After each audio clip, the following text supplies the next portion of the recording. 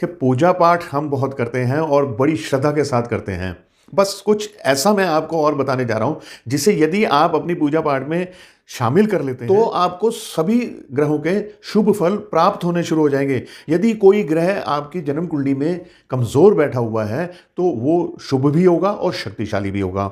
और कोई ग्रह आपको बुरे प्रभाव दे रहा है या आपको बार बार नजर लग जाती है या आपके बहुत सारे काम अटक जाते हैं या आपको सफलता नहीं मिल पा रही है अपने जीवन में, देखिए आप इसको करके देखिए, आपके रास्ते खुलते चले जाएंगे, सफलता आपको मिलेगी और मन को शांति भी मिलेगी। इसके साथ में पूजा आप जैसे करते हैं उसे वैसे ही करते रहिएगा।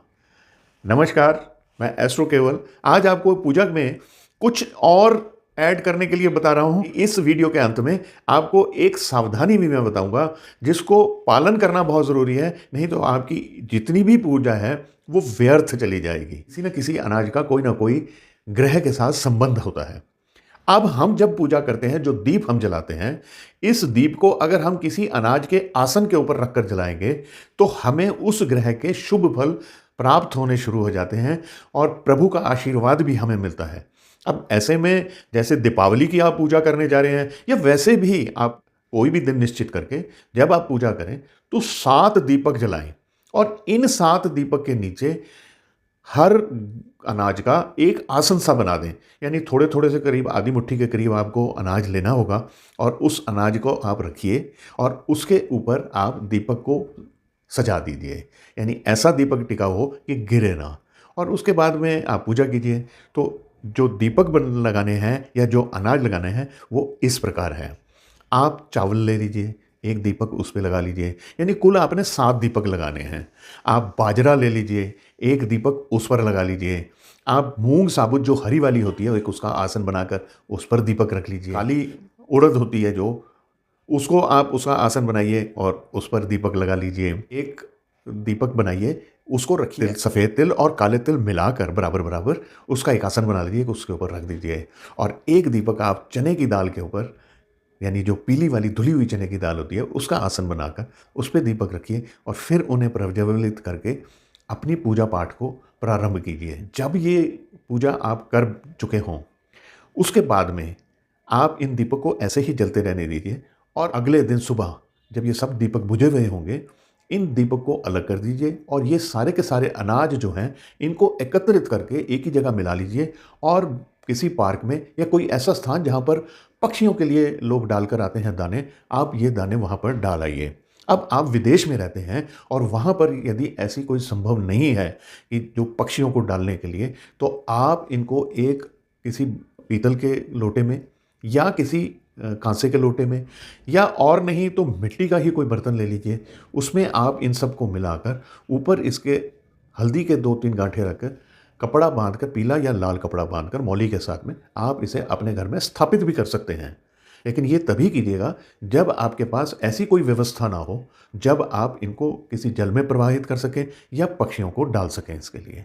और इसे आप पड़े रहने दीजिए अपने मंदिर में, जो आपका पूजा स्थल है वहीं एक साइड पर आप इसे रख दीजिए और ये आप अगले साल में फिर बदल लीजिएगा। और तब तक कोई ऐसा ज़रूर मौका ढूंढ लीजिएगा जब इन चीज़ों को या तो आप अपने वहाँ के मंदिर में रखाएं या आप इन चीज़ों को पक्षियों को कहीं दूर जाकर डालकर आ जाएं। मैं आता हूँ सावधानी के ऊपर।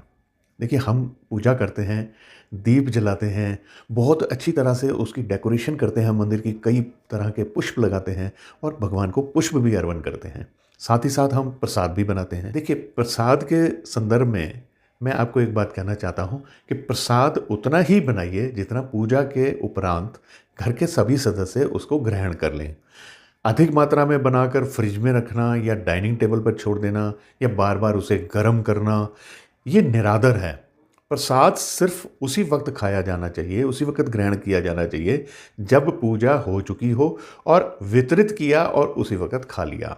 उसके बाद में जो भी हम प्रसाद को संभाल कर रखते हैं वो प्रसाद का निरादर होता है, हमारी पूजा का निरादर होता है। ऐसे ही जो पुष्प और जो दीपक हमने जलाए थे, जो डिस्पोजेबल टाइप दीपक होते हैं यानी जो मिट्टी के दीपक होते हैं, इनको और जो पुष्प हैं इनको एक जगह एकत्रित कीजिए और अपने शहर के मंदिर में, हर मंदिर में जगह होती है ऐसी बनी हुई जहाँ पर पूजा की सामग्री रखी जाती है, फिर वो बाद में महीने में या 2 महीने में एक बारी उसका प्रवाह करने का या उसको धरती में गाड़ने का उनका अपना एक प्रावधान बना होता है, वो उसी तरह से उसे करते हैं। यदि ये संभव नहीं है तो आप कहीं दूर जाके जल प्रवाह करके आएँ। देखिए, ऐसे में ये बात उन पर भी लागू होती है जो घर में प्रभु की फ़ोटो वग़ैरह निकाल देते हैं, दूसरी बदल देते हैं, या अपने घर के अंदर जब वो पूजा करते हैं, जैसे गणपति जी की पूजा हो गई, या कभी खेतरी बेचते हैं, जैसे वो जौ बेचते हैं नवरात्रे में, या लक्ष्मी गणेश की मूर्ति मिट्टी की जो बनी हुई होती है, जिसे दिवाली पर हम लोग बदलते हैं, इन मूर्तियों को कहीं सड़क के किनारे या इन पुष्प या इन दीपकों को कहीं सड़क के किनारे, किसी पेड़ के नीचे, किसी पार्क में कृपया ना फेंक कर आया कीजिए। ये आपकी पूरी की पूरी पूजा का निरादर है, ईश्वर का निरादर है। आपने बड़ी श्रद्धा से पूजा करी और उसके बाद में आपने ये कृत्य कर दिया, तो वो सारी की सारी पूजा जो है व्यर्थ चली जाएगी। इसलिए मेरी आपसे विनम्र निवेदन है कि ऐसा कार्य कतई ना करें। और यदि ऐसी सारी चीज़ें संभव नहीं हैं तो मूर्ति ना बदलें ना।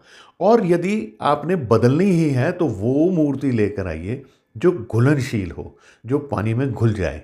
ऐसी आजकल मूर्तियाँ आने लगी हैं, उन्हें आप किसी बर्तन में आप घोल दीजिए और जो पानी घुल जाए उसका बन जाए, उस पानी को आप किसी वृक्ष के नीचे या घर के गमलों में डाल दीजिए।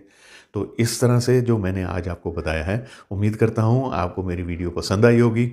पसंद आई है तो अपने रिश्तेदार, दोस्तों में, जानकारों में इसे ज़रूर शेयर कर दें और मेरे इस चैनल को, मेरे इस पेज को सब्सक्राइब या फॉलो कर दीजिए और मुझे प्रोत्साहन देते रहेंगे तो मैं आपके समक्ष हाजिर होता रहूँगा। आज्ञा चाहूँगा।